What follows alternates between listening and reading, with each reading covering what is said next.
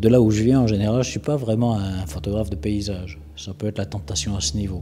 C'est une tentation humaine de donner un ordre au chaos informe que peut être la nature. C'est-à-dire on se donne des règles établies. J'ai plutôt tendance à essayer de garder un regard où les choses soient un peu, non pas chaotiques, mais un peu étranges, parce que on a trop cadré les choses, quoi. On est trop carte postale. Et comment se dégager de ça? Comment rafraîchir le fourbi? Ça, c'est vrai que ça me hante vraiment, quoi.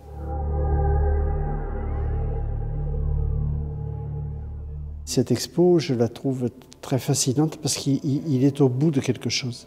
C'est-à-dire qu'il a abandonné les humains, il a abandonné les photos de type reportage, alors qu'il a été un grand reporter. Et c'est une sorte de... Il cherche qu'est-ce que c'est les limites de la photographie et ses propres limites devant le monde. Du coup, elle est, je trouve, assez expérimentale. Et surtout, elle dit beaucoup de choses sur lui que la photo de reportage ne disait pas.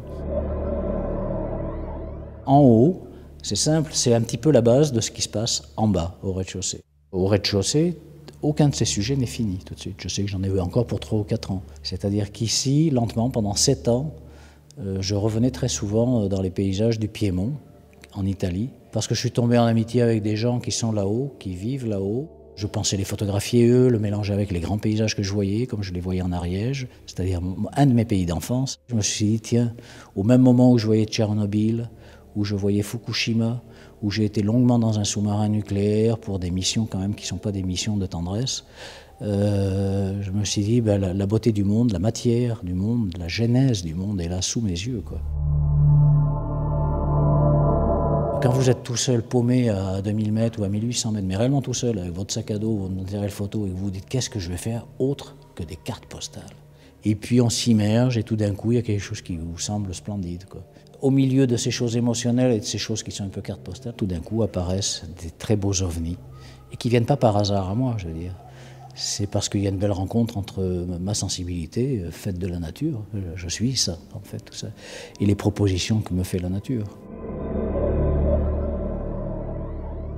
On croit que le photographe photographie l'instant, le présent et la réalité. Chez les grands photographes, c'est jamais vrai. C'est-à-dire qu'un grand photographe, il est devant un paysage ou devant un motif ou devant une scène. Dans son cerveau, il y a des choses qui viennent de très loin. Et peut-être même qu'au moment où il fait la photo, il ne le sait pas. Mais des choses qui se sont imprimées dans l'enfance, des souvenirs qui sont décisifs, etc., viennent un peu se surimpressionner au réel. On ne fait pas ça comme je peux faire des photographies d'actualité ou comme je faisais des photographies qui sont vraiment à 3 mètres des gens, où c'est une spontanéité de chat foudroyant. Il faut être très attentif.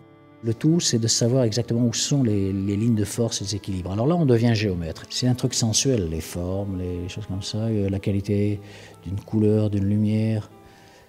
Il n'y a pas de théorie, quoi. Il y a besoin de temps, il y a une logique, il y a une ligne rouge qu'on a en soi-même. C'est-à-dire, il faut prendre le temps. Si vous respectez le temps, il vous le rend ensuite.